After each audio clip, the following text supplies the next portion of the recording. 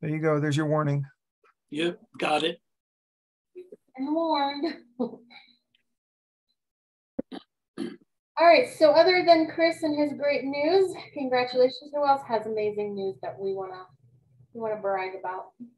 Thanks. That's awesome.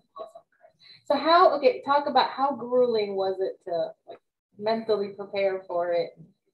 Well, wasn't as bad when I decided, probably a year ago in May, that is like a year and a half ago, that I would work toward it for this year. Because I knew the project I had in mind was going to require time and, multiple people, a couple of surveys, a couple of focus groups, and trying to coordinate restoration artists and approved jurors. So I thought, I don't want to rush this. And as it turned out, I finished and submitted it 2 months to the day ahead of the deadline, which was great. Awesome. Probably 10 revisions. And, I just took my time, and it was a more relaxed pace, but it allowed me to not kill myself doing it. That's awesome. Cool. So when do you share, I guess at Imaging? Is that when they share what is it, a portfolio? No, it's not a portfolio. No, it's a thesis. The thesis will go up on the ASP website probably after the gala in January. Okay. Fabulous. Very exciting. Can't wait to read it. Anybody else? I can share that ahead of time privately, though. So yeah, okay. If anybody is really dying for fall asleep reading material, and a recommendation of what to skim through and what to read a little more carefully, then. Chris, Chris, fill me in. I'm not following what's happening. I submitted and had approved a thesis for the ASP Educational Associate. Oh, excellent. That's great. Congrats. Thanks. Congratulations, Chris. Thank you, Tommy. Hi, everybody. Hi, Ellen. Hey, Ellen. Ellen. So I'm probably going to hide my video from time to time because I finished the session a little while ago and just finished making dinner. So I need to eat, and you guys probably don't want to watch that. So. Well, hey. How are you? Good. How are you? So what do we think? Do we think most people, because the numbers for registered were not huge. Okay. So I feel like this is probably the crew that we're going to be. Did Biederman register? I didn't see him. No. Should we bug him to come join us? And Danny didn't either? Danny can't come tonight. He did he got ahead of time. Okay. So I think it's 7 o'clock, and I think we should start. Nothing personal, guys, but go for it. You know how I feel about I'm not an evening person. Okay, so I'll give a little intro. Ellen and I had a conversation this afternoon about what we're going to try and accomplish here, and I just want to kind of give sort of like a charge, for what we're going to do tonight, and then I'm going to turn it over to the print committee to take responsibility for what actually happens. So, as I think everybody knows, PPA made a significant change to how they're running print competition, and what that's going to take effect next year. There's going to be monthly merit image reviews. I think Ellen and Lydia will go into that in a little bit deeper. Clearly, this is going to have an impact on affiliates. And so what we're trying to do tonight is we can't change what PPA is doing. So we're not going to focus an awful lot of discussion on what they're doing and how you're going to approach your future with PPA and their merit image review. But we needed the brain trust to help us look forward as Maryland PPA and determine how can we leverage our strengths and what we can bring to the table to assist our members and to have our print competition continue to be relevant, fun, engaging, and educational. Now, as I look across here, I see people that are very, very familiar with our print competition. People who, you know, generally rank highly in our annual, you know, best in photographer of the year and all that kind of stuff. What I will ask though is that you take into account where you were and the value that print competition brought to you when you first started. Obviously, we need print competition to serve all of our members, not just the ones that are super competitive, but as an educational roadmap to growing as a photographer and becoming, you know, more relevant, especially as, you know, all the challenges that there are, you know, with AI and everything else going on in the industry. So, so kind of keep that in mind as well. You know, everybody, all of us started with print competition at some point, and recognize the value that it brought to us, which by the way, is going to be something that we're going to be working on going into the new year. And we'll probably be asking all you people who kill it in print competition to be willing to kind of open up and show some early work and show some work that you have grown into because of print competition and how print competition helped you get there. Because we think that putting that out there for members who are either new or considering joining Maryland PPA can show a whole lot of value. So, so that's it. That's all I have to say. You know, keep it constructive, keep it moving forward. Remember that there are other people that want to share the time with you and their opinions. So I'm going to leave it to Ellen and Lydia to control the floor and to manage the discussion as you go forward. So thanks everyone who's taken the time out to help us with this. Thanks, Bruce. So I was just going to kind of lead off, and then Lydia and I have talked about, we have a bunch of questions that we would love feedback on, but kind of exactly like Bruce said, right?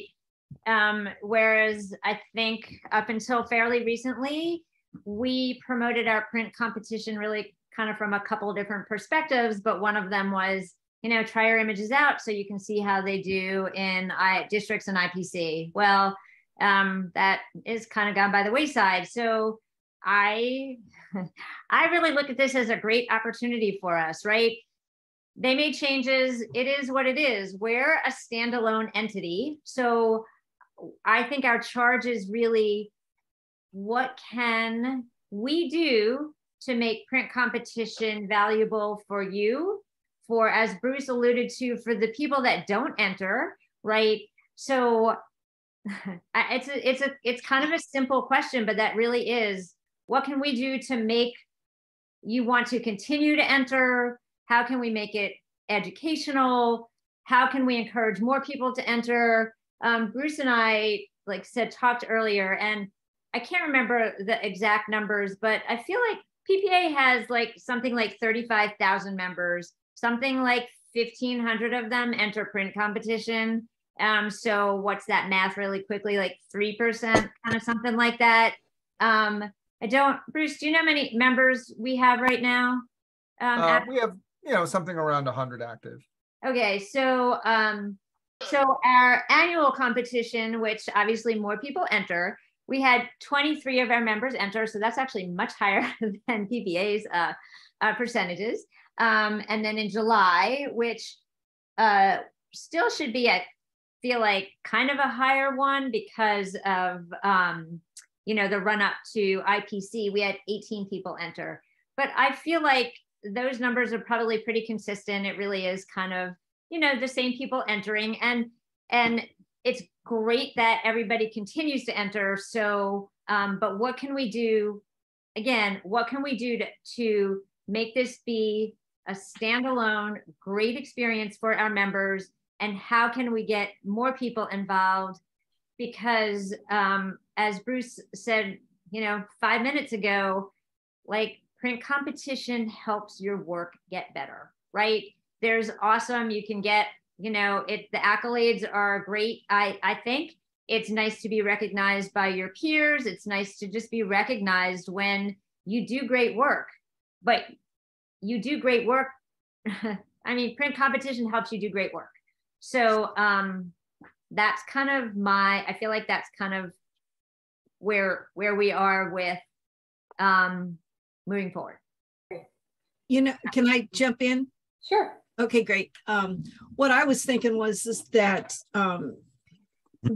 we've got a really good opportunity here to emphasize our own degrees, you know, that are for, you know, that are equivalent to the PPA degrees, but for Maryland. I mean, we should, you know, emphasize that even more. And I totally agree with everything you said, Ellen. You know, as far as print competition, it was the first thing that I did. And I learned so much from it. And then taking the classes, I think that, you know, our organization, MDPPA it is one of the few that still have as many members as we do. And we seem to keep thriving, whereas a lot of other states, they've folded. And we've got a good opportunity here to, you know, as I said, to emphasize our degrees, emphasize the learning that, you know, that we have every month, regardless of whether it's print competition. That's part of it. So anyway, that's my 2 cents. Thank you. And that's exactly why I wanted to make sure Christina was here tonight, is because she is our Merits and Degrees chairwoman. And whatever it is that we do, we want to make sure that her input is also heard, as well as the print committee, because I think we work in tandem here. So tonight, thank you, Ellen and Bruce, for introducing what happened and what we're here for. But the purpose of tonight is really to get your wish list. So if there is a wish list that you could just say, this is what I want to see the competition to be like, this is the time and the place to speak that wish list. Let us know what you guys want. We want to know what's important to you, what's valuable to you. Are you competing for the recognition and the awards, or are you competing for knowledge and growth? And there's nothing wrong with stating that intention. How important are the recognitions, the awards, the trophies, the ribbons? We want to hear that from you. How important is having 4 competitions a year versus something a little bit different format? How much education do you want us to bring into the competition? These are some of the questions that we want you to address with us tonight, and as well any others that you may have. We want to talk about, like, where are our rules? Where can we change and grow within those parameters also? So we're just going to scrap everything that we have been doing and sort of come in with a wish list of what you would like us to do for you to continue to enrich across all areas of knowledge and expertise, because we want to provide education for the newcomers as well as our well-seasoned members. So this is where we want you to kind of chime in, and I'm going to turn it over to you guys, and let's hear it. So Chris, I saw you raise your hand. Yeah. So I've done a lot of thinking about this, and really sympathetic to what Bruce said at the beginning, the importance of our making changes here that that help newer members and those less experienced with competition. One of the things that I was kind of sorry, the change that's been announced is really not a competition change. It's about the degrees. Now, along with that format change, they're choosing to not stream. So we will not have access to hearing other works and our own works be challenged and discussed. So that avenue for learning is being reduced. And so whatever we do, I think we have to make sure that is a really strong feature of ours, even if it means we go to there's a little critique on every image so that everybody hears. We don't even know what the next competition, the next iteration of competition for PPA is going to look like. They're not going to announce that until we have to have our year planned. They won't announce it till February. So I don't know if there's a way we could petition with lots of other states to say, hey, can you get us a little more info earlier so that we can plan and schedule? So I think that might be worth pursuing. The other sort of large thought in my mind is because the MIR, the Merit Image Review, is becoming something private. I don't think that we can continue to hold the rule of something that's merited at the PPA level cannot be entered at state. So I think that's got to go away because there's no way to enforce it. And it frankly will undermine whatever our next iteration is going to be. I think we should market this thing as an opportunity for people to hear from real judges and get their pieces ready to put into the MIR with a better chance of getting a merit. They get to do that more often now. 10 of the months they'll get to do it. Is it 10? Did I count right? Yes.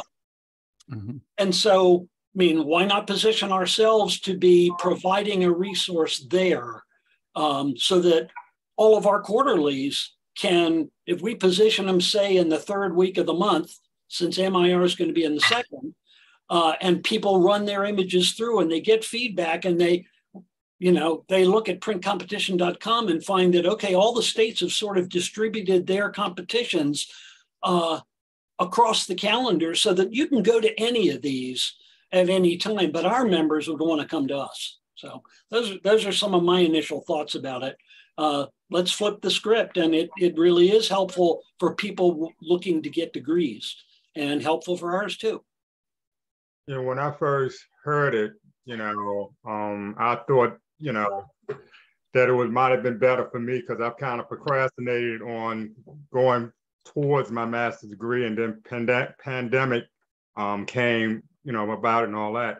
But I was thinking it might have been easier that you can submit the images, once a month. But I think in one of our last meetings, someone mentioned that it's probably better to continue to submit images through MPPA due to the fact that, we paid the $10 for the print, but going to the MRI or MIR, it's like $25 per print. Mm-hmm. But I'm just hoping, due to my lack of, process of trying to use Photoshop, which I am learning, trying to find a better way for me to submit my images, because that's kind of been my hang up and all that, and then continue with the lessons learned that we do at MDPPA, as far as, print competition and all that, which I think is very good and all that, to, find a better way of, be able to getting images to PPA for merit instead of, I guess David Truss was talking about the 4 merits per year, and, you submit 4, you might only have 2. And then it might be 3, 4, 5, 6 years before you can actually get your master's. I'm just trying to find out, what PPA is doing. Is that, right now, that's still a gray area and all that for you to better your craft, submit images instead of going through the regular process, which I'm used to of, local district and then IPC. And you still can, I think kind of what both of you said, and I think, Jay, you might have talked, because Lydia and I talked a little bit, I think you and Lydia might have talked about this too, is that, you don't kind of have to run it up the flagpole now because you only have 1 shot a year or 4 shots a year. You guys know what I mean, right? But if you want to get loan images, for example, or if you want to have a better chance of I know it's IE, but sounds weird, right? If you want to have a better chance of getting a merit image, kind of testing it at MDPPA is still going to have its advantages. It's just that we're probably not going to get out of state members to kind of do that kind of stuff for that purpose anyway. But that's kind of beside the point. I still think it's beneficial for our members before they're going to enter a $25 image to kind of see how it does at MDPPA. I think there's probably a lot of reasons why people would still want to enter at the state level.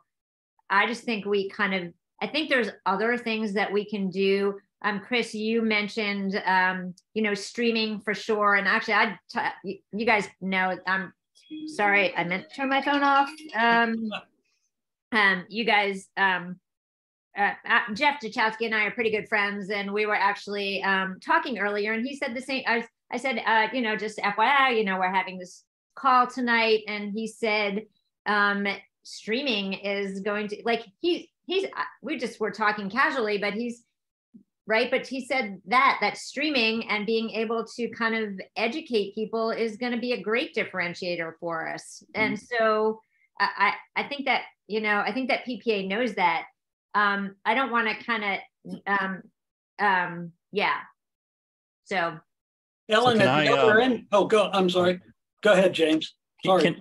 I want to share what I had shared with Lydia and I think Jay.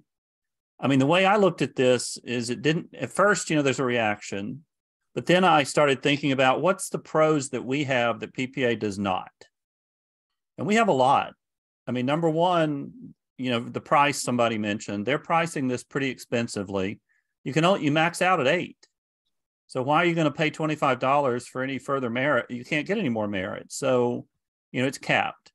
But where I was really coming at it from was, we're local. And I think we need to take advantage of being local. We need to take advantage of community. We need to get our Club 79 going, in person and streaming. We need to have our streaming. I think the mentoring, I don't know if somebody mentioned it, Chris has been a great inspiration to my competition. Just, we talked CPP and all that. I mean, that's how I got my CPP. Chris saved me because I was doing the steps out of order. And when he's like, why are you doing them out of order? And I'm like, because it seemed logical. And he's like, no, follow the order. So those are the kind of things that we have that PPA is never going to have. And I always come at it from a value proposition. What's our value proposition? And I think there's two different value propositions. I think there's new people trying to get into competition. So I think we need to think about those folks, and that's mostly nobody on this call except, Tommy, you said you were trying to get more into it. And I think there's things we can get out of it. Maybe we can even do some teaching and mentoring and training and be more intentional. I think there's there's the folks like, I probably put myself and Chris and others in the category. Our main goal is trying stuff out and seeing what has legs, getting the feedback. And it's a lot less expensive doing that at Maryland PPA than it is. Well, I'm not even going to do it at the MIRs because, I want images that are going to go to loan there. I'm not interested in just a merit. Yeah. So I'm going to be very you can't seal anymore, James. So it's one shot. If I put a restoration in there and it gets a merit, but not an IE, it's dead. Yeah. And a merit does me no good. I'm aiming for my level 4s. So I'm going to try to enter images I think have been tried out well.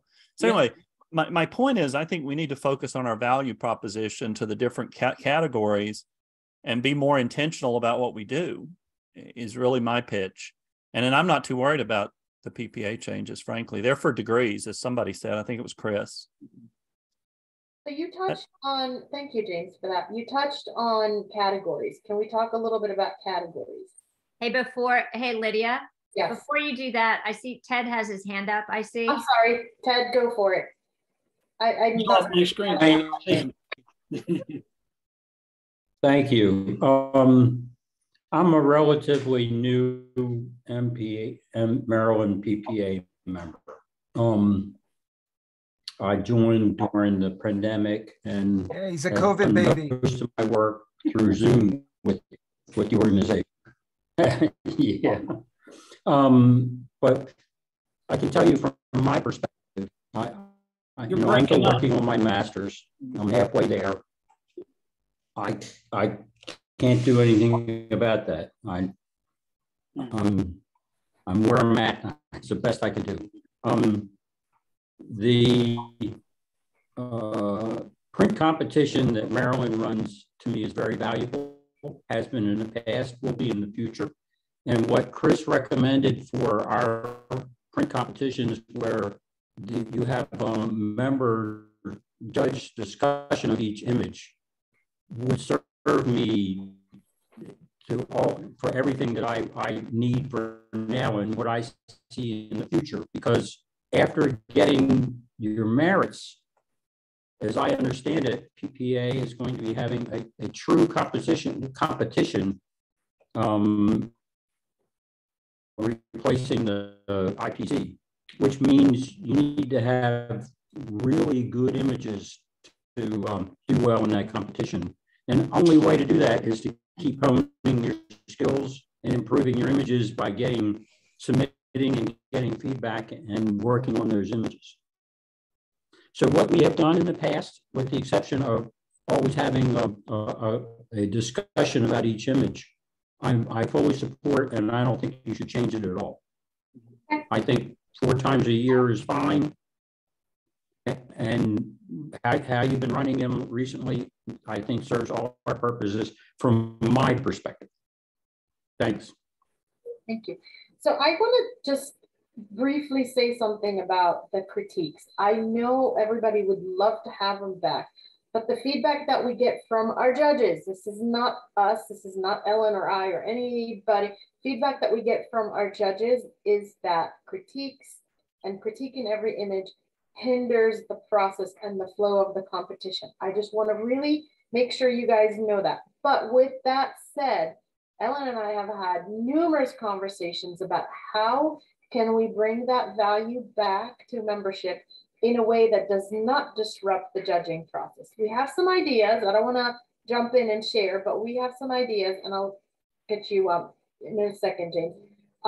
We do understand the value of it, and we know you guys love it, and we do want to bring it back at some level, but it's going to be coming. So sit tight on that one.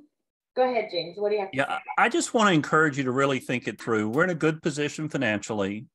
We typically make a profit on the print competitions. So I would really encourage you to think about, do we pay the judges more? Do we incorporate a critique after the fact into our pricing? Do we, and I don't have an answer, do we charge $5 for the critique and still pay our judges more? I mean, I think we're in a good position to really think this through. And again, what's the value to the member? Right. Maybe only do it for members. So you've got to be a member to get some of those benefits. I just think I'm encouraging, as the treasurer and a frequent print competition person, to really think this through and how you could bring the most value and keep engagement. So I think Maybe an ASP images of distinction kind of format, for instance, for members only on the day 2.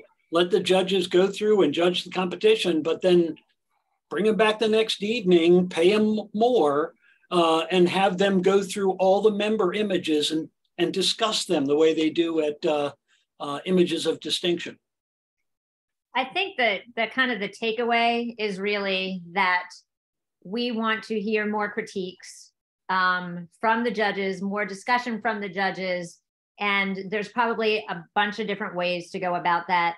I will also add that, and I know this is slightly different, but from what I've been hearing kind of in the judging circles, that judges are not really going to be interested in doing critiques, video critiques for $7.50. They're going to be getting hammered. So I think, with that being said too, that we just need to assume that's going to go away. It's not like we don't make any. So if 30 people request critiques, we make like $60 or whatever, right? They don't really want to do it anyway. And it doesn't, unless, Chris requests 4 and shares them, and Bruce requests 2, and like, we're the only one, you're the only ones who see them anyway. So I think, for me, at least, that from what Ted said and Chris said, and James, you said, it's, we need to figure out a way to have judges' discussions of our images, and we just need to figure out the best way to do that. Is that a fair statement? Okay. Yep. Okay. Yep. Bruce, you're on mute. Okay. Yeah, well, I was waiting to be acknowledged. So a couple of things while I'm listening. I think that we may want to consider, again, playing to our strengths, the fact that we're local, that we can have interactions, and we have some incredibly talented photographers that may be willing to do an in-house critique and mentoring, maybe once or twice a year, where we go ahead and we devote a day or whatever to people bringing in their images, go through a couple of people, kind of like imaging used to do that, right? Where you could go and have a one-on-one with somebody, you just sit down, show them your image, they could talk to you about them and stuff like that. I know that at a certain level, having IPC judges do it is super important, but at almost all levels, having your peers and other experienced people, people that didn't take the picture, don't know the subject or whatever. I don't mean not familiar with landscape or not familiar with portrait, but you didn't take that picture, you don't have that tie to it, that being able to express opinion and give critique. I think that we have enough talent, certainly I see it here, to provide that to our members. So I think that may be an option. Again, yeah, there is certainly the issue with the judges being beat to death with having to do monthly print competitions at the IPC level. What else? There was something else, but if it comes to me, I'll bring it up. Thanks. And we have done peer critiques with Jay and Chris, actually, and that was well received. And we had, I can't remember, like 50 images or somewhere around 40, 50 images or so, and that was very successful. So sure, we can look at that as an option.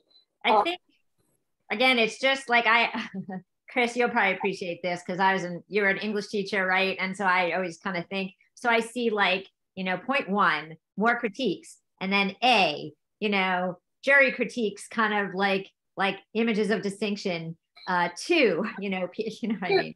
So yeah, so I just think critiques, and there's probably lots of different ways that we can do critiques. Lydia, before you cut, I just want one question that I want to ask about critiques. So what are you looking at critiques for? Are you looking at critiques for a way to improve that specific image?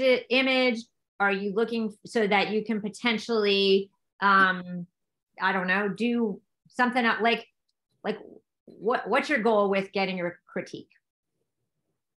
Both. Yeah. And everybody, for others to learn from it as well. So okay. I'm not saying necessarily individual critiques judge to participant. It's getting to hear multiple judges talk about an image, so that we get to learn from other people's images, and we also get rather valid views on how our images would do when we submit them for MIR. Okay. If you ask anybody who went to art school, the hardest thing and the best thing that they ever did was allow critique, right? Yeah. It's important to be open and to hear what other professionals have, especially because we're a professional organization, what other professionals have to say about your work. And I know that Ellen and I had that conversation this afternoon. I think we've all had the experience of looking at somebody's work who's in our domain and going, wow, that stuff's crap, but people are paying them. Mm-hmm. And you're like, okay, they could probably benefit from someplace like Maryland PPA where they could learn that their stuff is, because, obviously our clients don't necessarily know the nuances of what we do. Mm-hmm. Can I jump in real quick? I had Dottie and Carl Lindsay, who are old members a million years ago. During one print competition, they made one comment about my image that changed the way I did all the rest of my images. Just one single comment. And it was to change where I put the subject. So I totally agree that these comments that the judges make are really valid and important, because just one tiny thing might make the difference between getting, a merit and getting it, image of distinction, or, becoming a diamond, whatever. Yeah. Yep, I agree. So what I'm hearing is lower price, not that we're going to lower our price, but you guys are enjoying the lower price, more critiques, look at MDPPA as a standalone organization and not really connect with PPA as far as other rules, policies, whatever. Hearing definitely build a community and continue to nourish that sense of community, which I love that. I'm hearing maybe focus on peer critique as well as critiques from others. What am I missing? Can you go back? So, Chris, I don't have I do have an opinion on this, but I'm only asking the question, so please don't take it. I'm not judging it. So Chris had commented that that images that have went through the merit image review and gotten a merit or an IE or whatever. And that's kind of related to my comment is don't tie our rules to PPA, be more of a standalone community. Yeah. So does everybody agree with that? Just because it's been our rule for so long, right? That if it's merited, it can't be re-entered. Personally, I agree with that. If like you said, we're standalone entities now, and we can use MDPPA to perhaps do something else with them. Like I also enter animal image makers, right? And so. So that is like, I can use MDPPA to kind of see what's gonna maybe do well there. So it's, they're just independent and you might be trying to do more with it. So, I mean, if we didn't delete that rule, I would really limit the number of entries I submit to Maryland because it's more important to me to try to strive for image excellence at the monthly image reviews because I want to get the Image Excellence Award. Yeah. And the bar, the pin. That is, it's like one of the other degrees. But yeah. So if we keep the rule that if it's merited in the Maryland annual, then you can't re-enter it, then that makes perfect sense because it's all about us. Correct. Does anybody think that we should keep that rule? Maybe that's the better way to ask the question. And why? So Jay, do you think we should keep that rule? You're I don't think we should keep that rule. Okay. And I'll tell you how you can get around it. Change the rule that if it merits at MIR at international, you pay the fee, enter it into a Maryland competition, and it goes through with an automatic merit. If you submit it with the banner that you got, like you get from PPA when you download it, with the merit image over on the side, it should be submitted and you pay your $10 fee and it automatically goes into the merit at MDPPA. But you must pay the fee. Okay, that's a cool idea. So if it automatically, if it's already merited at MIR and it automatically merits at MDPPA, do we then still talk about it, critique it, give it a score, or is it? I don't think so. Well, I think it's shot. Jay, what if, I mean, there still is, if we keep an element of competition in this, and it's automatically going to have a baseline score of 80 if we stick with numerical scores. It gets judged for anything above 80. Now, that may be problematic for jurors thinking, okay, this is already a merit and maybe they don't agree with it. But I think that's got to be talked through. Well, I don't want it to be limited at ours either.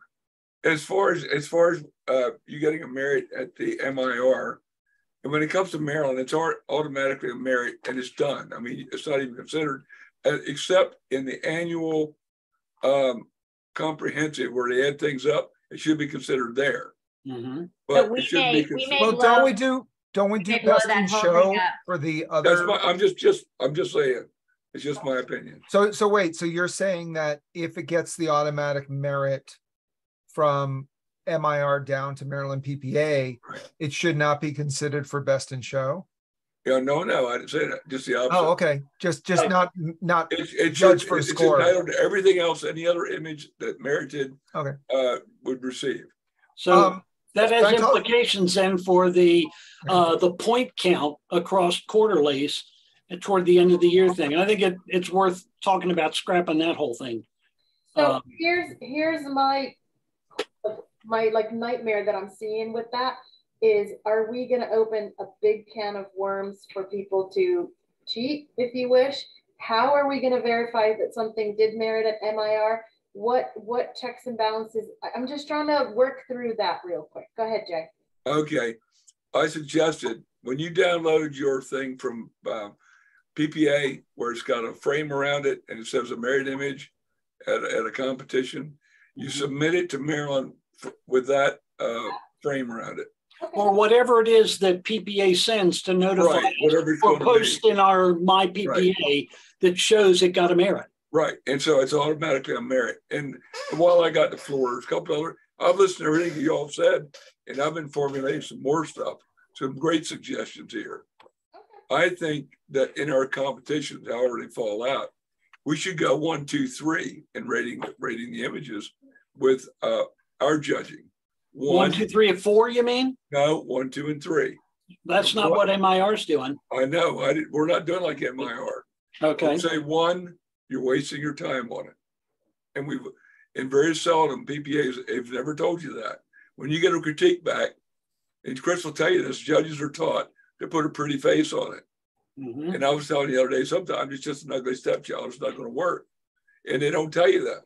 They tell you to do this, do that, do the other. But you need to be told it's a 1.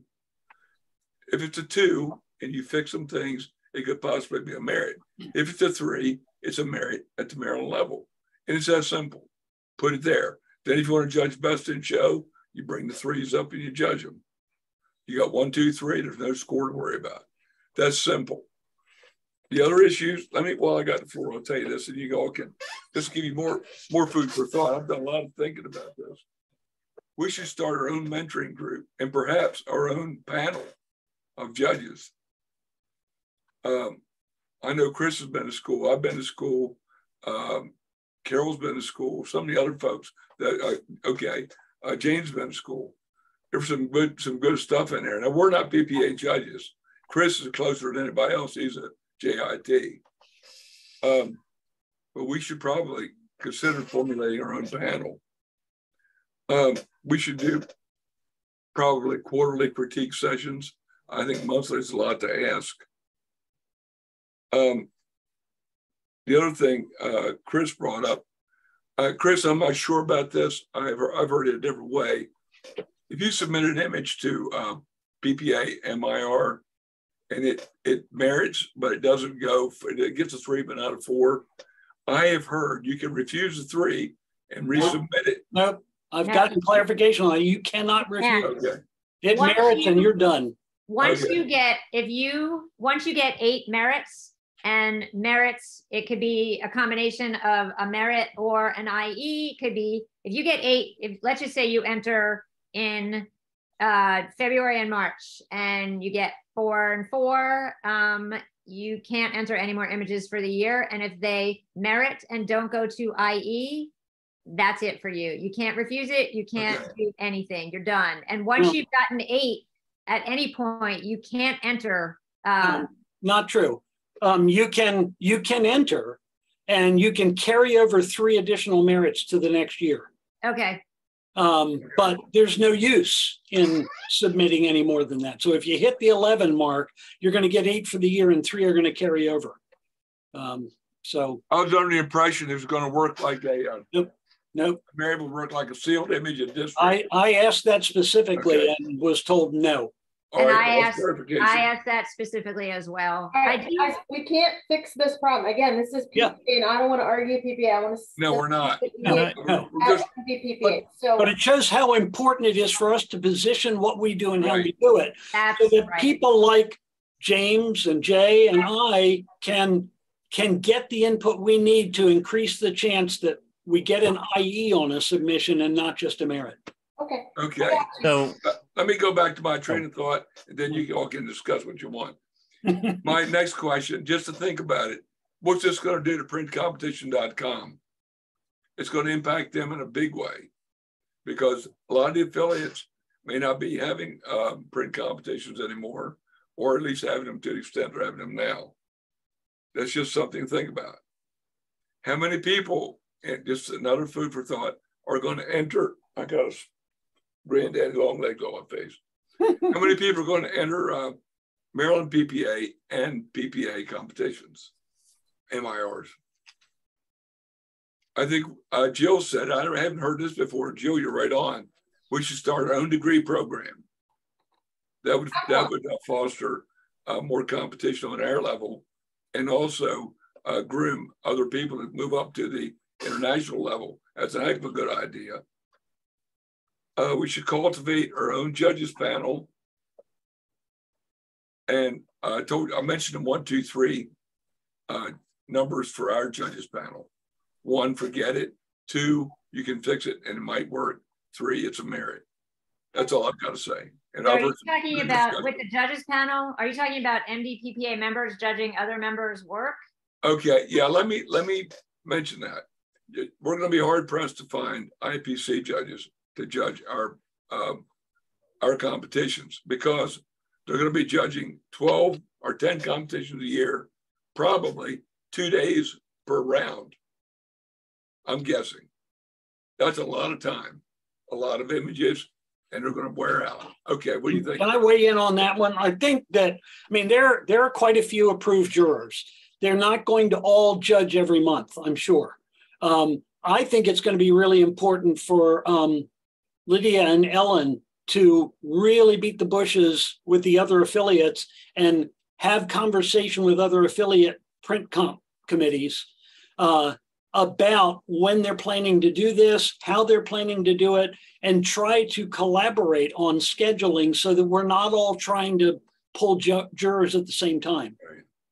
So yeah, I think, and that part of it, I think PPA kind of threw us to the wolves on that deal. We don't know what's going to happen, and they really don't know, I don't think.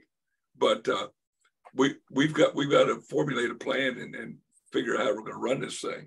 But we'll also have the opportunity to bring in more jurors in training that still need the exposure to be able to do that. Got to keep those numbers low, though. You want to make sure that that's definitely a minority on any panel, and every panel needs to be 5 jurors. And that's what we normally do. We try to keep 3 IPC, 2 JITs. Our wish list is that. That's always been our wish list. Yeah. So all right. Thank you, James. You had your hand up first. Yeah. I'm reacting to Jay's thought about if you merit at whatever it's called, MIR, right, it automatically carries over. I worry about the administrative burden of that. You guys are going to have to track those. You're going to have to do them separately. How does it exactly work? You know, part of me says we should just do our standalone and not worry about PPA, period. Get rid of some of those rules about if it merits one place or the other. And if somebody's just going to have to toughen up if it somehow doesn't merit locally and it merited at MIR, I think that's probably what you might avoid. But, let's face it, all of us have entered places and it got a merit one place or a, best in show in my case, and it didn't even merit at IPC. Same. That's the world we live in. Right. So I worry about the administrative burden there. So I would encourage you to really think that through. But I do want to get rid of that particular rule, because to me, what it does, it forces you out of what I do now is annual to annual is my sort of planning window. Right. So I know what I'm entering at district by the time we get there, and I know what I'm entering at, IPC if something doesn't seal. In this new world, I may have a great image I want to go ahead and send up. So if you keep that rule, you're going to force me not to enter it at MIR, or I'm just going to discount the whole entering it at Maryland PPA and not even worry about it. So I do think that needs to go. But just think about the administrative burden of tracking something somebody else is doing. Well, I agree with you. I like that concept, Jay. But I think if we're saying that we're a standalone entity and we're kind of separating ourselves out, then, nothing that we do conveys to PPA, nothing that they do kind of conveys to us. It's just that we're, there should be stuff that if you never enter merit image review, that you still get, that it's still worthwhile for you to enter MDPPA. Yeah. And can I make one more point on I do think we should consider going to the 4-tier. Somebody posted in one of the groups, Chris may have seen it, or Jay, that it's kind of like it's still scoring. So it's a 60, 70, 80, or 90. Which I don't agree with that number. Well, I don't necessarily agree know. with that number, Yeah, but I think yeah. it does kind of. So Jay, I would have them do the 4, even in competition, because to me that's the 90-ish score. And that's how jurors will be thinking. Yeah, that's how jurors will be thinking. That's kind of where I was kind of alluding to Ellen at some point, is the maturity of the numerical system that we have is going to phase out, and this new system is going to phase in. So I'm sure all new jurors that are going to be going in, they're going to be trained on the 1, 2, 3, 4. So would it make sense for us to kind of mature into that system or stay as we are? And if we kind of give our members our equivalent, like, you know, if you said a 1 could be in the 60 to 70, a 2 could be in that 70 to the low 80 maybe. So maybe that, or however that breakdown is coming, I don't know. But maybe we can just, for the educational aspect of transitioning into the 1, 2, 3, 4, if we want to go.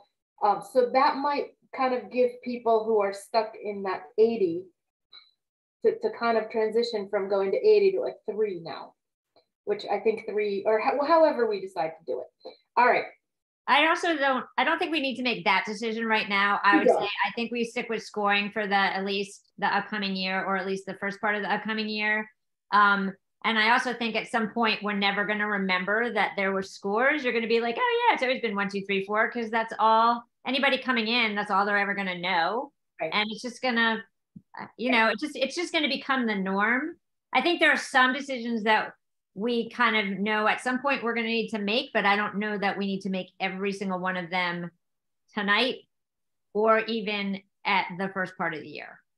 Christina had her hand up and I don't want to ignore her. So Christina, you have the floor. You're on mute if you're talking. Hey, I was just, as James was talking earlier, I was agreeing with him.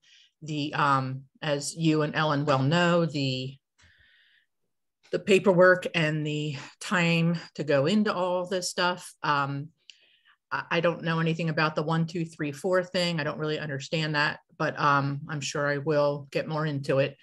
The only thing I can see is then how do we decide who is the quote unquote winner, you know, photographer of the year,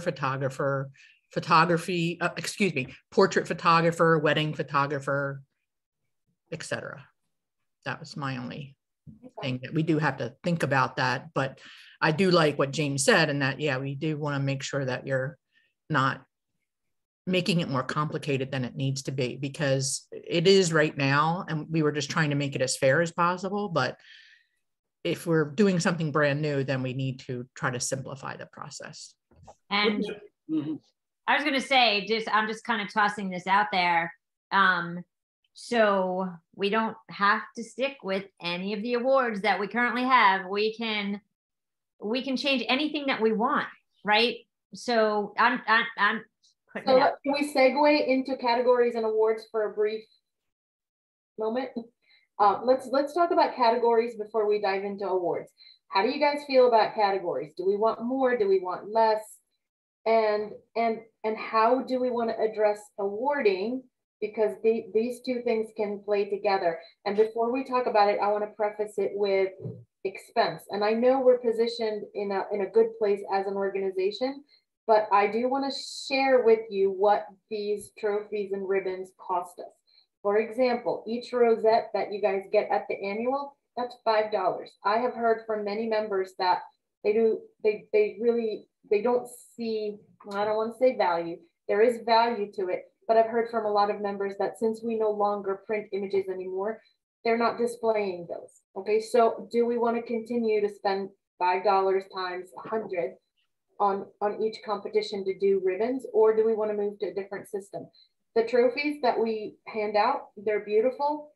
And throughout the years, we've spent, I would say on average, anywhere from $2,500 to $3,000 on awarding. So if we move to a different system of awarding, I want you guys to keep in mind that the expense in handing out awards and ribbons and all of that is great. So while our numbers might decrease, and while we would love to give out more awards, please keep in mind that that money is going to have to be made up somewhere. So we have to pay our judges. We may have to pay them more in order for us to get the critiques and the more time to dedicate to our events. And if we do have to change our awarding system, I don't want to get to a point where competitions are depleting whatever funds that we have available at MDPPA. Mm-hmm. So with that said, I do want to hear what you guys think about categories and awards and how we can reshape that if needs be at all. Well, my feeling is I'd be just as happy to see the top 10 and Photographer of the Year awards go away. I'm just not sure that it's all that worth it for multiple reasons. I'd be just as happy not to get rosettes because I've got more than I can put anywhere. And you need to enter a horse in the Kentucky Derby, then you can use them. I'd frankly rather do a little of what PPA is doing in terms of get a pin for something to go on our lanyard, rather than a trophy or any of those things. So if you can reduce costs there, I'd also encourage you to canvass the membership about this topic. Make sure that we're getting a sense of what everybody feels and not just the few of us who are fairly vocal. I think it's important for them to be heard, even if they're not heeded, and we need to make sure we keep the value of competition because recognition is important. And I think we all want to be recognized for the efforts that we put into this. Mm-hmm. So I agree with you. I don't want to discount anything and take away things and make people feel like they're being ripped off, but we need to make sure we have a good balance. So, yeah. I'm sorry. Natalie's trying to go back to college. And I get it. Yeah. So did you notice, did everybody see that WPPI also suspended their competition for next year? And so I wonder if we need to do something by way of awards from the quarterlies going on a hiatus for a year until we can figure out where things are with PPA's new competition and so on. But I think annual still is a really important thing to maintain.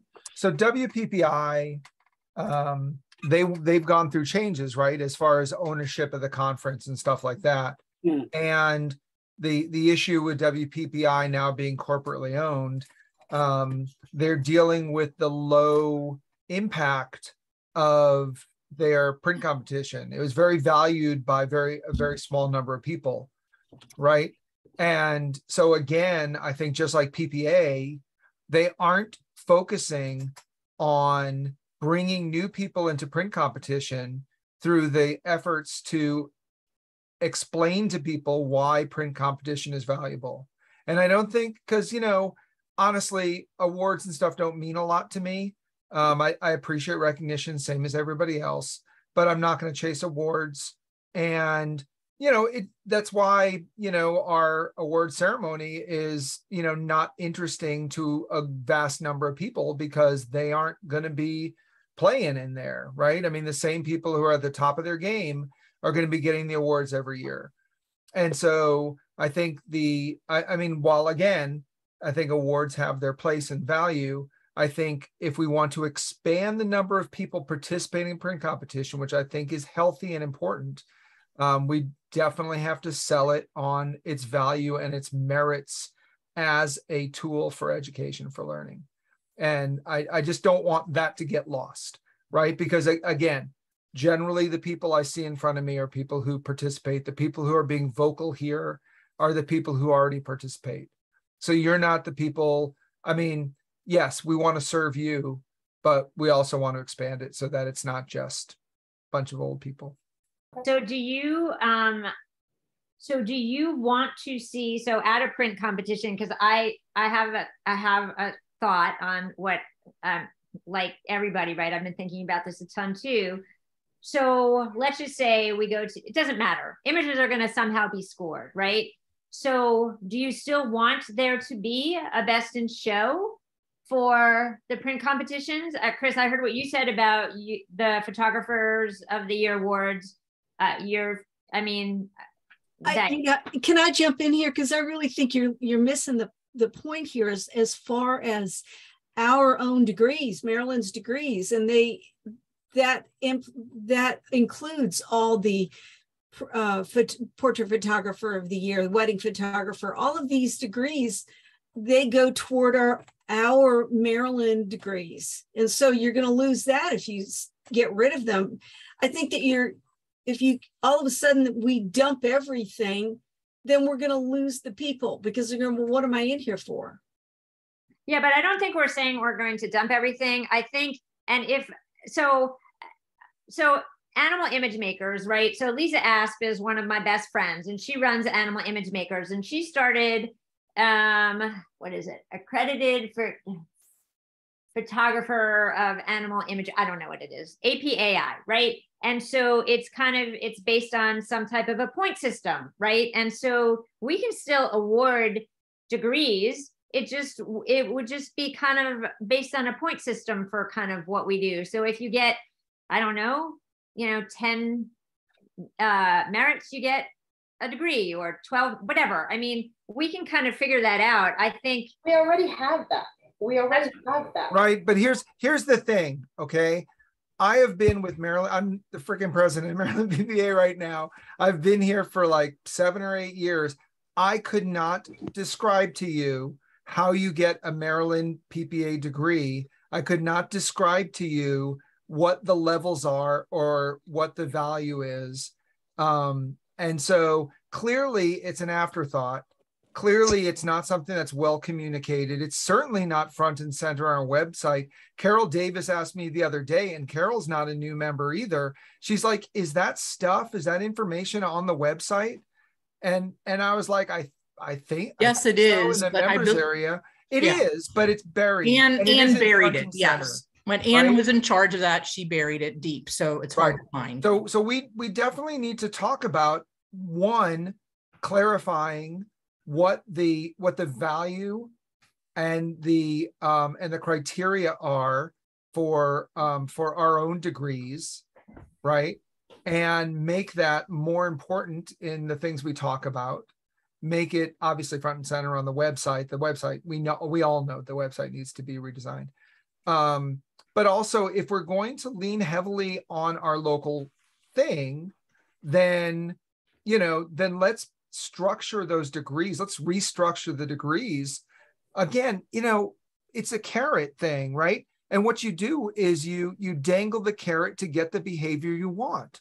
So, if a Maryland PPA master photographer degree is what you want, then maybe, it does require some print competition. It does require some volunteer. It does require either education or mentoring. Let's have our members, socially engineer our members' behavior based on the carrots we have to offer. So, I mean, it may be that all of this stuff needs to grow and progress. And I don't think we should take 2 years off like WPPI, because I don't think that would help anybody. But I do think, we should think about like all of this as, a holistic move to try and create something that we're proud of, that people are excited about, that gets people what they need, whether it's the education or kudos that they can then post on their website. Obviously Maryland Photographer of the Year helps some people in their business, may not be interested in other people. Let's figure out those things that, we can spread around the wealth and make sure that we have value for everybody. Take a quick poll from around the room and just answer, you can raise your hands or whatever. How many people value ribbons?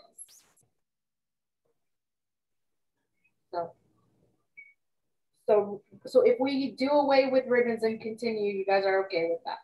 How many people value the Photographer of the Year award? Maybe. Yes. Categorical one. I don't think I value the overall one.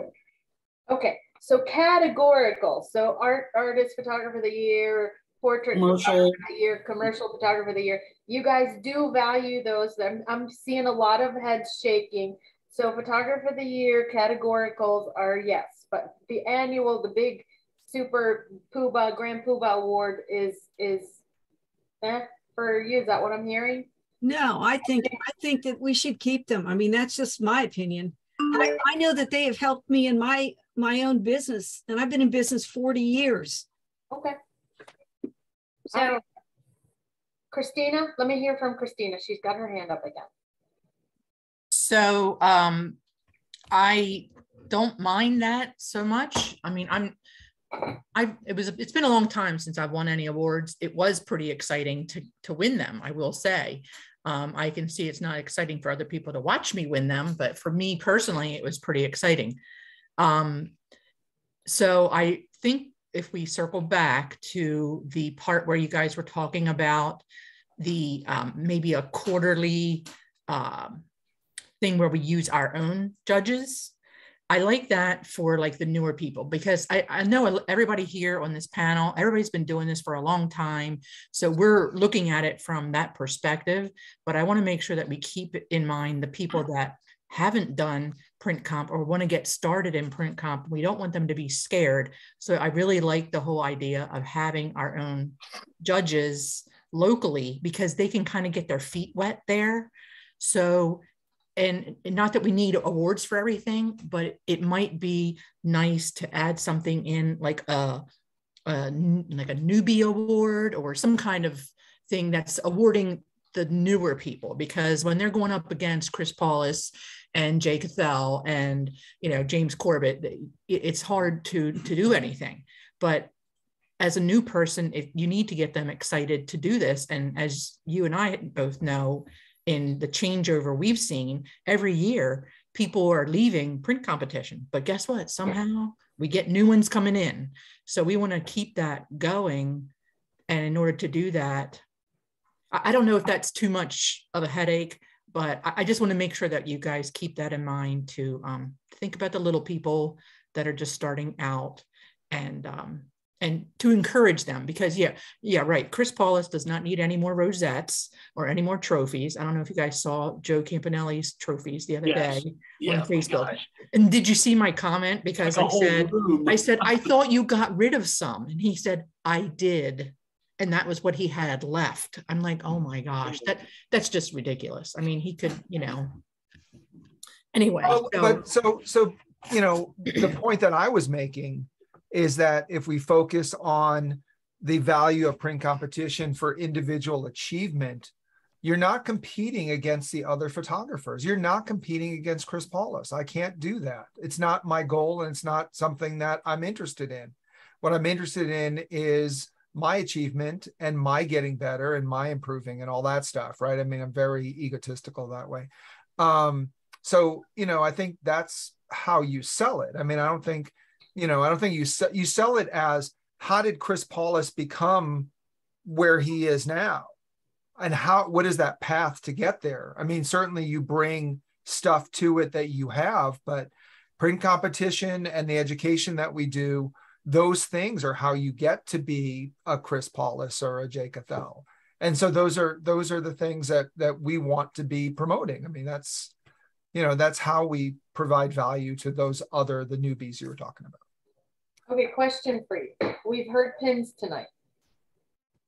How do you guys, and that would be something that would promote individual achievement, in the sense that you can have pins on your lanyard if you hit however many merits. And we can, again, I'm not trying to get into the weeds here, but that would be more individual reward. You can nod, you can raise your hand, you can agree. How do you guys feel about pins for individual awards? Jay, you're good with that? That's something you can put on your lanyard, you can take with you. If you've got a piece of glass, you can't take that with you. If you got a piece of paper, you can't tie a rosette around your neck and go out in public unless you're a fool. I can, right here. So with a show of hands, Wait, they're right other than with a show of hands, other than at Maryland PPA or IPC, when does anybody drag out their pins or ribbons? So who has clients come to their studio though? Because I think, so I don't care about the rosettes and the pins are nice, but if I have clients come over and they see trophies, they're like, it's like, It speaks I think for you. some level of visual recognition is a good thing. Right. So I think we just need to figure out kind of what that is. Right. I agree kind of with what everybody has said before, you know, the whole thing about kind of emphasizing our degrees more. I just want to kind of circle back to, so this is what I was thinking, and I'm presenting this as an MDPPA member, not as part of the print comp, you know, print comp co-chair. So kind of thinking about moving forward, right? So I was thinking that we move to 2 print competitions a year and that they're bigger, right? Because if we keep having print competitions, we're going to have, I think, fewer entries. That's just my opinion, right? So we move to, let's say, April and October, and they're bigger. They have more categories, and maybe people don't care about category awards, but like for me, I use that for marketing. So if I get like, you know, I had one of my pet images went IE this year, you know, like my clients think that's awesome, right? And so I use that for marketing. So if you're a working photographer, you can use that. So if you get, you know, best illustrative or whatever, personally, I think there's value to it. And I kind of see both, right? So if we make it twofold, which is that it's not just, you know, my illustrative image is competing against Jay's illustrative image, or, you know, my restoration. You didn't know I was getting into that. Old photos of dogs, Chris, right? But you know, but so it's twofold, right? So that you can do well for yourself, right? You can earn points towards Maryland degrees, and not but, right? And you potentially can get awards for your work. So you're bettering yourself, and you're kind of seeing like what it does. So I was thinking that we do bigger ones twice a year, that we expand the categories, that January and July are just critique days so that it's judged. I know that ASP does the images of distinction. I don't think any of those jurors, the judges, are thrilled with having to sit for 2 days. That is I mean, I talked to a couple of people that did that. I mean, it's brutal. Granted, they have a lot more images than we would ever have, but that's a big ask for people. If we essentially, this way we're sticking with 4, we're still earning the income if we look at it from that perspective, because they'd still have to pay for but they would all be critiqued. So that's kind of my 2 cents. And by going with a system like that, again, we're going to award individuals and categories. It's not one or the other. So it's a win-win for both. Mm-hmm. And depending on, so okay, before we move on to categories, back to awards. So I've heard individuals, categories, I've heard stick with the POIs, the photographer of the year. I've heard that we're good with letting ribbons go away, and introducing maybe something different. I've heard going down to 2 competitions and restructuring that a little bit, and awarding. Anything else we want to add to that topic before we move on to categories? I just wanted to say that when Bruce said, you know, you're against you, words are not coming tonight. I didn't get much sleep last night. But that we're competing against ourselves versus someone else. Well, there is a big value when you're competing against someone else. So let's say we're in a competition and I beat Chris. That's a really great thing, because you go, wow, Chris, someone who is really fabulous. And I think that's the way it should be, that you're not just you are helping yourself, but you're also seeing where you stand in the pile. And I think it makes a big difference. And just like you, Ellen, my clients are glad to see these trophies. They no longer ask who the bowler is in the family. Right. I know Chris has to leave. Bye, Chris. Bye. Thanks for sitting in. Good stuff. Take care. Thank you. So you know what, Jill, and maybe we just need to find a new happy medium that accommodates everybody. And I don't know what that is. And I don't want to, like, again, I don't want to get into the weeds too much right now. I just want to hear all we, Helen and I, we want to hear everybody's views, everybody's comments, and then we will figure a way to iron it out to make it fair for everyone. And the key here is we want to be open and transparent with our members because we don't want to work in a vacuum. This is our organization, and whatever it is that we contribute, all of us collectively will bring more value to this organization.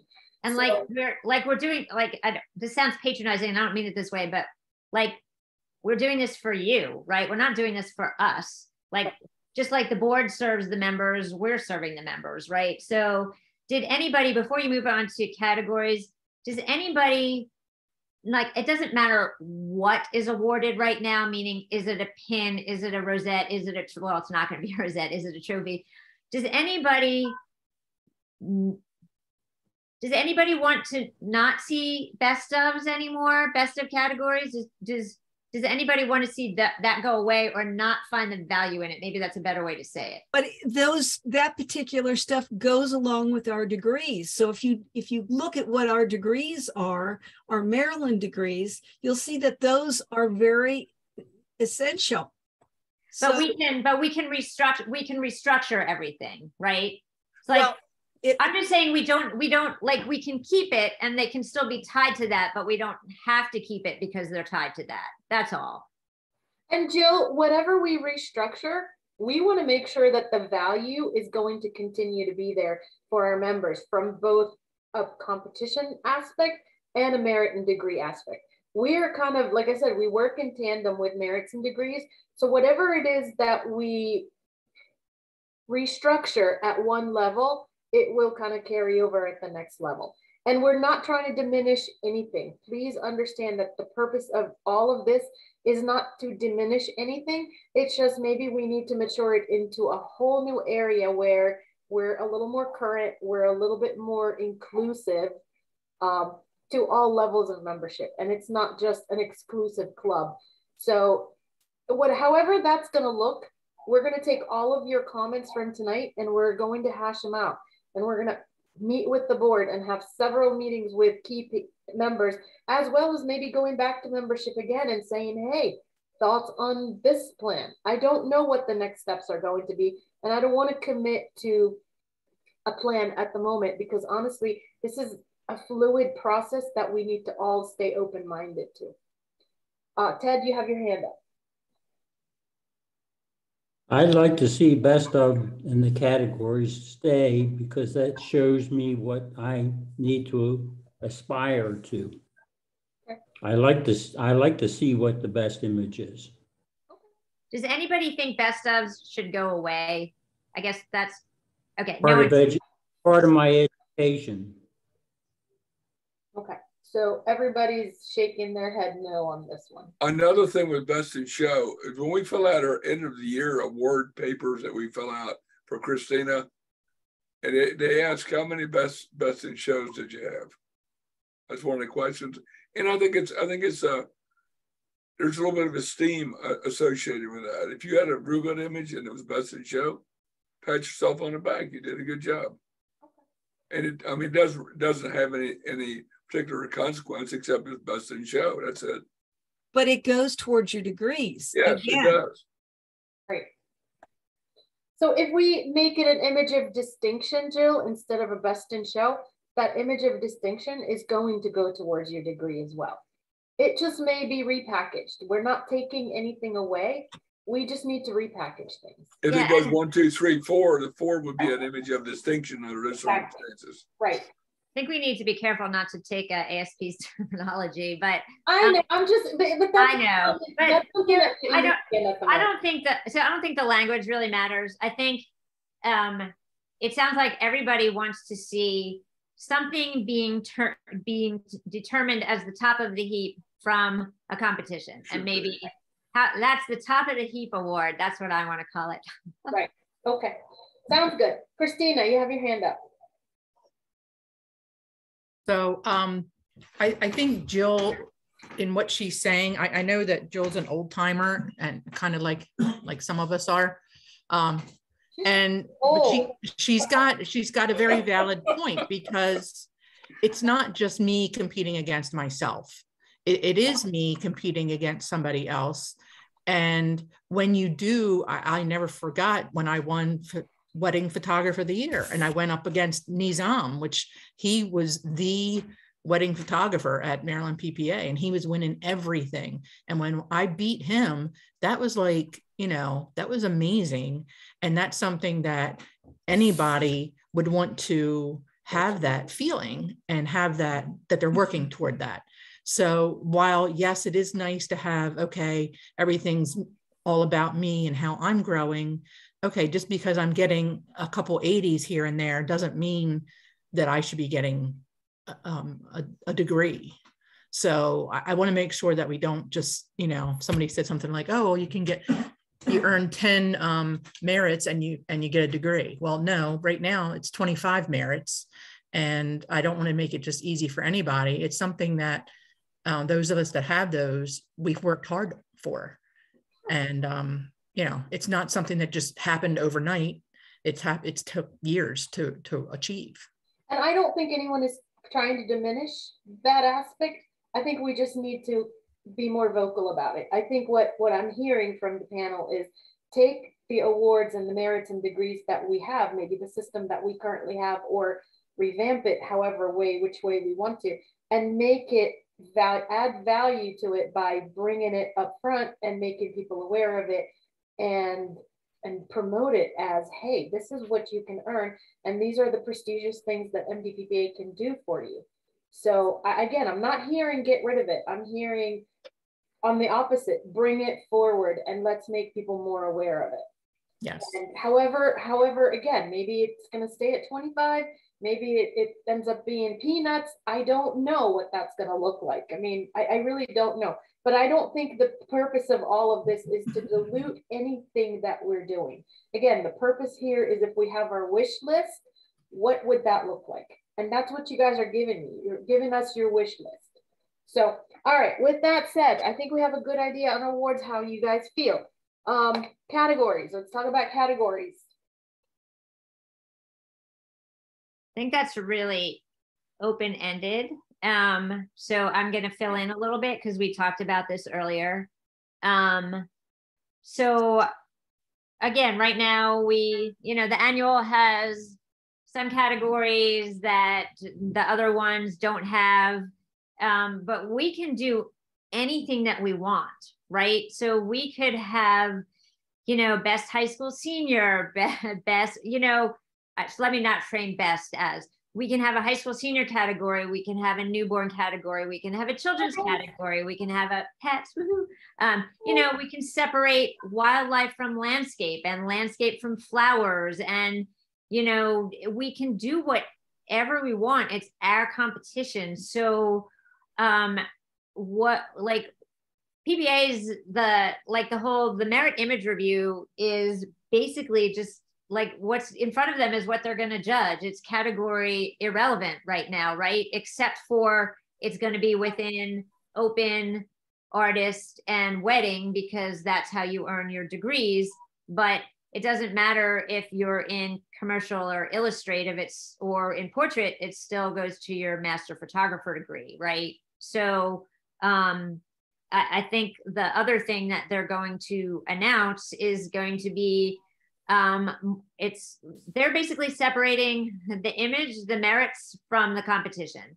And I think that they're going to add more categories. I don't think we need to wait for them to tell us, what do we want to do? That's what I guess the question is, do we want to go in 3 separate pools, or maybe one big pool and kind of judge everything, or do we want to stick to having categories?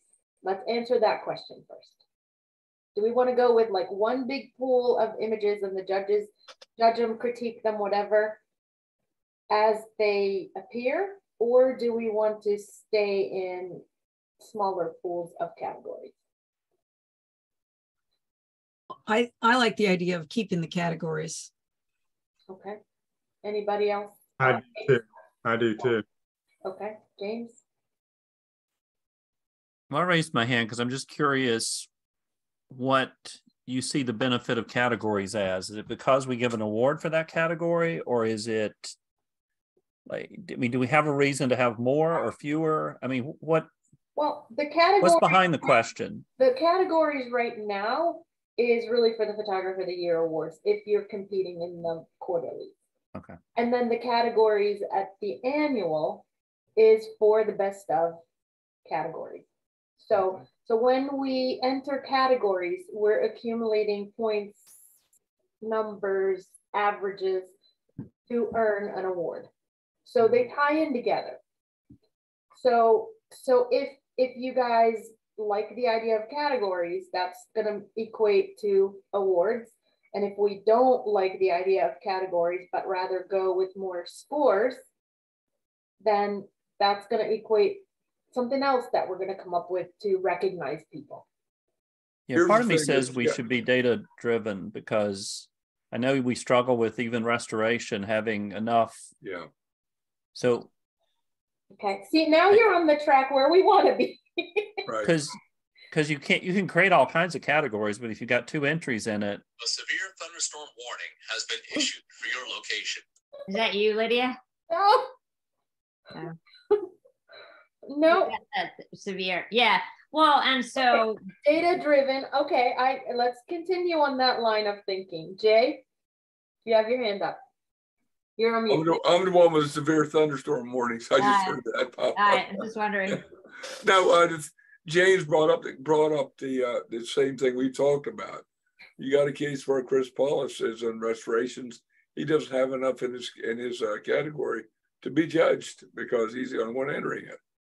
So what do you do there? I mean, I don't know. I don't know what the answer is, and hope smarter people can figure it out than me. What is your answer? I think there's 2. I think Jay said that he didn't. I think there's 2 answers to that, right? The answers are we kind of do what we do now. We have a minimum requirement, or we just say if there's one entry that scores whatever, and it's the only one that does, then it wins. And so, like, I think Chris is the perfect example, right? So should he have to not get awarded because no one else enters it? Same with the wedding category, the same with the commercial category. You may have one person who is competing and I will be honest, I was a part of the committee that said, no, we need to have a competition. And a competition is more than one person competing against another person. So again, and then I also kind of went back to the data-driven aspect of doing averages instead of merits. And we've talked through that one.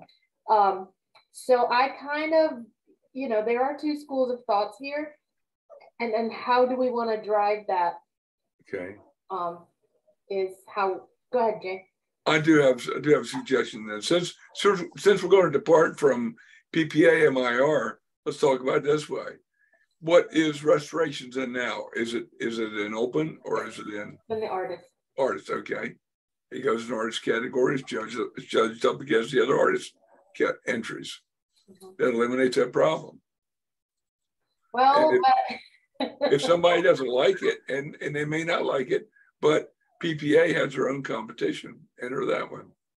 So let me chime in with mine. Okay. So I feel like one of the things that we want to do is make sure that everybody does something that can be judged for a merit, right? So we don't want to whether we shoehorn them into another category or we have a category of 1, they should still be able to get merits. Now, I think that there can't be a best in show in a category if only one person enters, because that's ridiculous. So, but I do think that they should be able to be judged for a merit. And that merit still counts because merits count and there is value in getting judged. So I don't see a problem with having, somewhat empty categories, because the judging for a category doesn't really take much longer than judging the images in that category. What if you had a miscellaneous? It doesn't even matter. I mean, if there's a category that, but even if it's miscellaneous, why would you have a best in show for miscellaneous images? No, I'm not talking about having best in show, but I'm just saying, let's say you have one from Chris and you've got one from Jay and one wedding and one, whatever. If you put it in and you say, okay, the miscellaneous, that way there at least can be judged. I'm not saying best in show. Well, we can judge any category. It doesn't, like I said, the transition from one category to the next has very little overhead on it. Well, they are all judged now. And so, right. the categories we do in the quarterlies, and we do the one big pool at the annual, where the judges are getting everything. So what I'm hearing from Bruce, and correct me if I'm wrong, is if we're going to do individual awarding for the lack of, or individual recognition, is instead of recognizing best in show, rather recognize merited images. Is that what I kind of heard from you? No, it's not what you heard at all. It's just that I want everybody who wants to submit an image be able to submit their image and have it judged on its merits. So that's now, the problem with the miscellaneous is that part of the judging has to do with what the category is.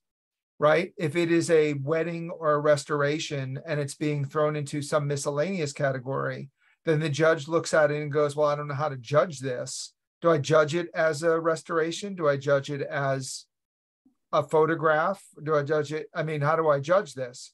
So the category does matter as far as, whether it gets a merit or not, right? You're obviously going to, the wedding category was created for those people who created day of images. The reportage were for those people who created day of images, right? So you're not going to judge a reportage in the same way that you would judge an artist, or the same way you would judge an illustrative, because it can have different elements in it. So, I think, I don't have a problem with extra categories. So what you're saying is the categories can help the judge sort of guide them on how to judge this image based on the circumstance, whether it's being day of, or how much artwork goes into the image, a level of difficulty, all of that. So it's part of the explanation along with the title. Right. So if there's only one image in a category, like let's say, let's say it's animal competition or something, or animal whatever. Or like albums. Or whatever it is. Yeah. Then, if it just says, hey, okay, this is our one, animal album. Here you go. Judge it. So it just creates context a little bit more than just having the title. That's all. And I think that's what we do now. So I don't kind of see, I'm just saying, I don't kind of really see that changing. I guess I was asking the question is, I guess I was asking it maybe more for categories for awards, right? Do we think that having more awards, so that there's a best senior photo and there's a best child photo and a best, rather than just kind of a best portrait, do we think that is going to encourage more people to enter? Would you be more inclined to enter? Would you be more inclined to try different things, right? Like, so for me, right, you guys know pretty much all I photograph are pets. It's hard to win in the portrait category for me, because, Jay is here. So, but it's harder. It is what it is. I don't really care, right? I'm not going to not enter because of that. And I'm not going to enter more if there's a pet category, but Ellen, where that is important and we have to hear it, is your level of engagement may drop or stay if, let's say, we have an animal category. And I'm just saying animal category for that reason. It would increase. I'm like the print comp, Danica Barreau and I are the print comp chairs for AIM, right? You can enter 10 images. I'm already thinking about kind of what 10 I want to do, because that's my, that's what I do, right? So if there's an animal category, I definitely would enter more. Okay. So what I'm hearing, and this is again you, and I can say the same about, I'll get to you, James, the wedding category. There are two people currently right now. It's myself and Erica Beck. And, that's the only two people who compete. And if we take that category away, I mean, that's what I do. My wheelhouse is weddings. Go ahead, James. No, I don't know the answer to what I'm about to say, but it seems if you're going to have a best of, there should be at least a minimum number of images to judge from. And I'm not necessarily saying a minimum number of competitors. I'm saying, you know, if there's only 2 images, the best of is a 50-50. It doesn't seem like a lot of work went, you know, to pick that one kind of thing. I'm not sure how I want to say this, but, you know, it seems like you should at least want 10 images to pick a best in the category. Even if it's 2 competitors, I don't know that it really matters as long as there's a pool of images to choose from. I guess that's what I'm just thinking. I don't, off the top of my head. That's going to be easy and illustrative and portrait, but everything else, it's going to be like pulling teeth. Yeah, but you know, I'm also a wedding photographer, and you know, I've submitted images and all that, and I know that the number for weddings, and I know that Lydia and Erica are wedding photographers too. But if we only have 3 images, we had 3 weddings, and we submitted 3 images and all that. You know, I don't think, you know, the warranted that it should be 10 images to decide between the 3 of us who's the best in show. But that's just, you know, a thought process and that, because, you know, I've been saying for years on top of years, you know, to submit whatever the maximum number is, just trying to submit 1 to 5, you know, it's kind of hard, especially, you know, with the times we're in now, there's not that many weddings, but you know, to actually do, you know, have all between the 3 of us have 10 images, that might be a little hard. Right. Well, maybe what James is alluding to is a good way to look at it, which is there's a minimum number of images that have to be either entered into the category or score 80 or above, just kind of sticking with the current way things are scored because it's too complicated to think. And there have to be a minimum number there, but if there's not a minimum number of entrants, it doesn't matter. You're still just looking for the best image. Right. Does that? So it's entries versus entrants. What do you guys think about that? Well, wasn't it always well, I don't know. It's probably changed, but it used to be 3. You had to have at least 3 entries, not necessarily 3 people, but 3 entries in that category. Right now there's a number of entries and a number of entrants. It has to be, to form a category, we need, I think, 5 images and 2 entrants. Right. And I might be off on that number, but it's something, we need both to happen. 6 and 2, Lydia, 6 and 2. Thank you, Christina. So 6 and 2. So right now that's the current rule. Now, you know, like in the wedding category, I will be honest, it is very difficult to get sometimes 2 and to get 6 images. And then if you don't merit, if like, let's say 1 image merits from the 6, then do we damn that 1 maker and say, oops, sorry, too bad, you know, get rewarded. And that's what we do right now. But they're not being damned. They're getting their merit. They're getting their merit. So we have to start just kind of like the way PPA is doing, separate the merit, separate the judgment from the competition aspect. Okay. Because the merits have value, we need to make sure that merits have value, that creating quality work has reward of its own, regardless of what anybody else does. And again, individual, you know, that gives you that individual achievement. There's a reason for you to enter competition to learn how to make better images. And then the whole thing about competing against Chris or whatever becomes secondary or becomes a separate issue altogether. Well, then this isn't really a print competition, though, Bruce, framed the way you just said it. It's not a print competition. It's a merit image review that kind of takes place live. Right. But no, I mean, I still think that those things can happen, right? You can still have the competition aspect, but don't make everything pivot on the competition aspect, right? So there's still a best in show. There's still categories that all counts when it counts.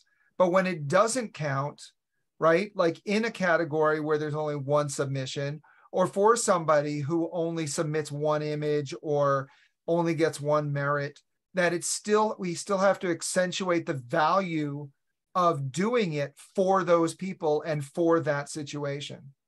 It's I cool. hear you, and I totally agree with what you're saying, but I think if we take the competition aspect away from a willing participant, it's going to turn off some people. Mm-hmm. And I don't really care. I've earned enough trophies that I really then you're not listening, then you're not hearing me. Well, I know I'm hearing you. I'm just, But you guys, hang on a second. You guys are saying the exact same thing, right? That there's two values to what we're doing, which is you grow, you learn, you get merits, and perhaps you can win awards. It's right. And not but. You guys are both saying the same thing. Right. So now with what I'm adding to that is if we make the awarding bit only eligible to the bigger categories, to all of those who compete, and ignore the little guys, we're going to lose the little guys. Mm-hmm. So what I want to try to preserve here is a good balance between the awarding aspect. Is yes, it's all about individual growth, but if we're going to award the competition part, like we need to make sure it's fair across all categories. There. Yeah, I do. I hear you, and I hear in wedding it's challenging to have entries. I'm going to say this kind of bluntly. You know, what's the value of winning best in show if there was only one image in the category left? And I mean, taking it to the logical conclusion, you know, I guess technically it was the best in show because nothing else made it. Right. But that's just assuming, right? So, but it is the best in show because everything is scored, right? We're looking at it from the perspective of 80 and above are the only thing that qualify. Let's just say there's 25 images and 24 of them get 79 or below, and you've got it 84, you've got the best in show. That's logical, right? And so I think we can re-look at it. That's all. I do think that there needs to be a minimum number of entries because like you're saying, but maybe we throw out the fact that it's a minimum number of entries that score X. Maybe it's just a minimum number of entries and that's it because it is the best one out of however many. The wedding album category for the Gias, there's only 4 in there because there was only 4 wedding albums that went IE. And so maybe there wouldn't have been, maybe some of those wouldn't have been in there, although 3 of them are from the Munoz brothers. They would have been, but that's neither here nor there. Can we find one of those Munoz brothers? Anyway, I think Bruce, you and James are kind of saying the same thing, right? That there needs to be, can you tell him like a peacemaker? That there needs to be a minimum number of entries. Maybe we just kind of say it doesn't have to be a minimum number of entries that score X or higher. And that's it. Because there is no value to being best in show if you're the only one. That's it, right? You said that, though. Yeah, I agree because that's why I said, guys, we need to have competitors. Like we need to have a minimum of numbers and we need to have a number of entrants. And I fought for this and I fought Christina really hard for this. So, but now that we're sort of, and it's not because I'm entering, it doesn't really matter to me, but now where we're seeing newer categories and especially if we're going to add best senior, best bet. I mean, Ellen might have kick-ass images by herself and we created a category. It is our responsibility to kind of carry their awarding across all categories, whether they have 100 images or 1 images that deserve that category. That's just my 2 cents. So, but I think regardless of the awarding, are we going to broaden the categories? I think that's the bigger overall question. That is the bigger overall question. Well, didn't we have best portrait of a man and best portrait of a woman and best portrait of a child, and they were taken away? Correct. That was at our annual. And weren't they taken away? Well, they were taken away because the cost of the trophies got to be a little too much. So, budgetary needs kind of required us to drop down a little bit.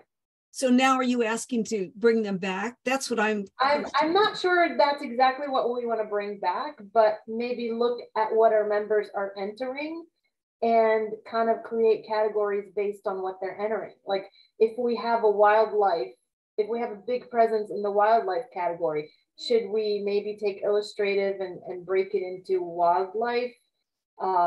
We have a lot of portrait and we have a lot of pets. Should we break up these two categories and kind of create just slightly more within what our members are entering?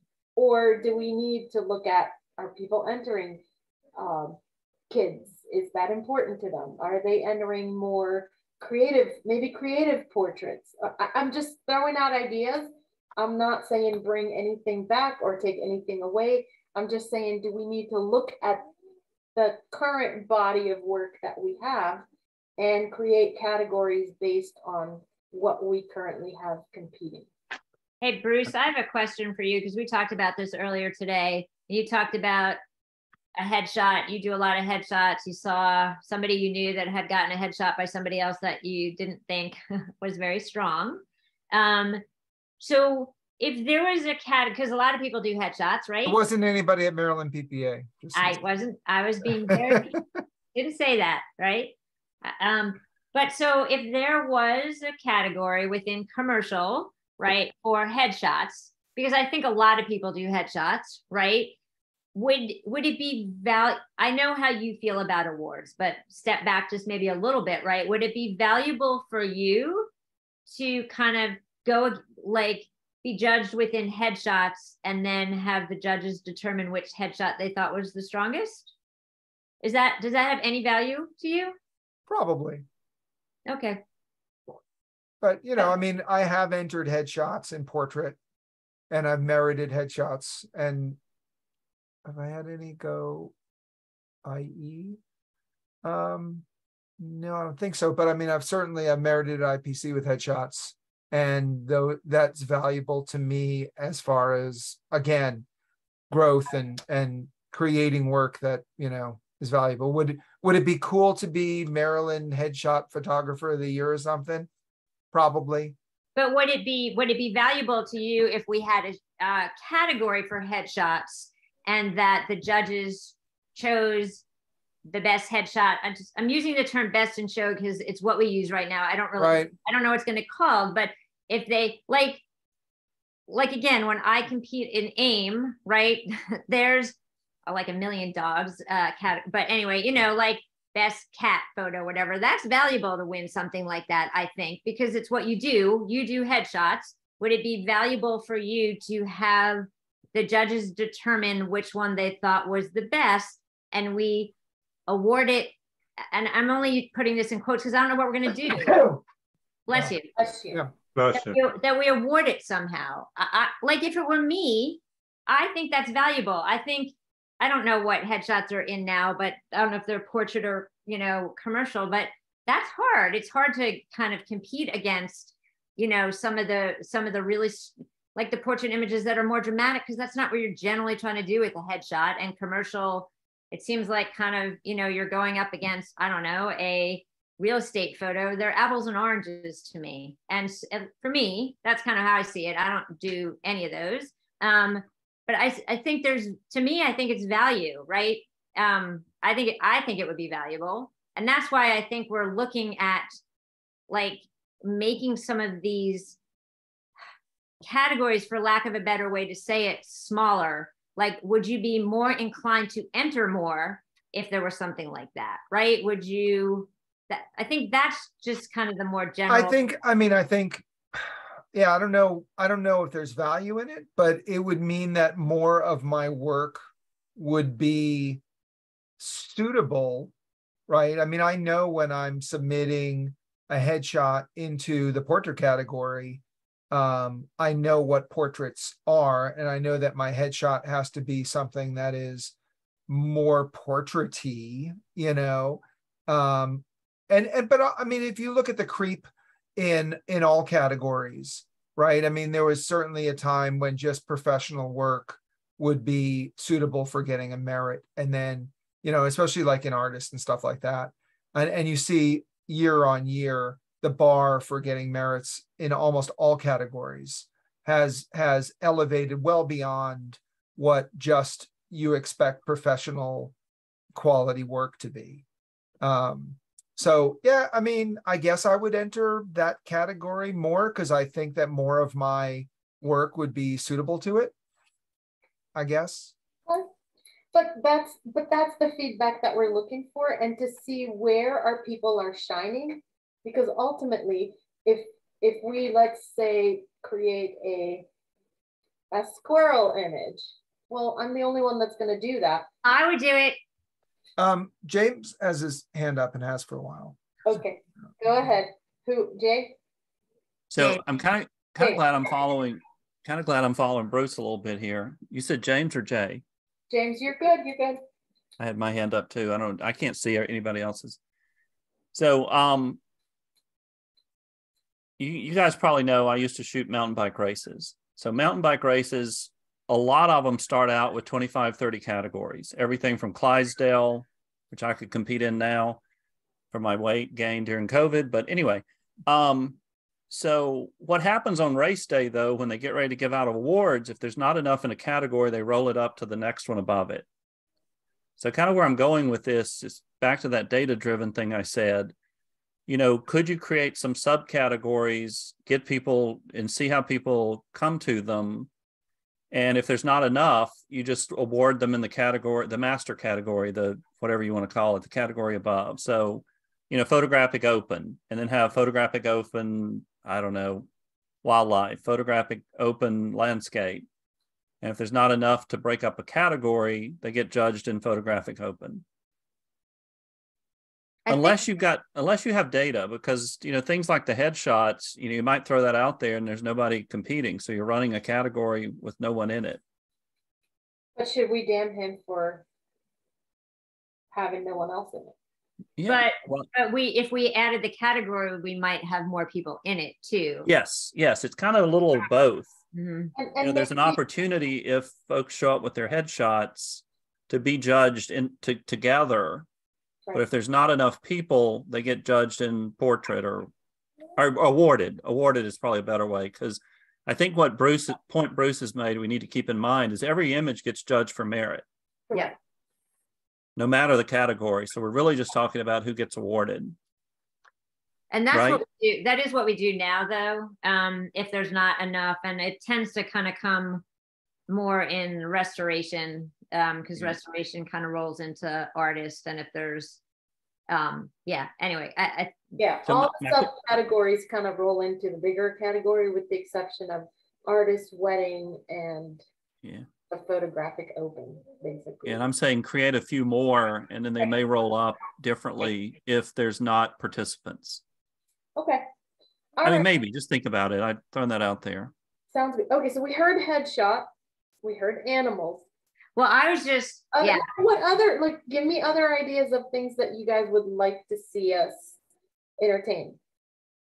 Can we maybe, instead of just doing it that way, can we maybe go back and look at some of our competitions and see where we see the entries, and then maybe, pardon me?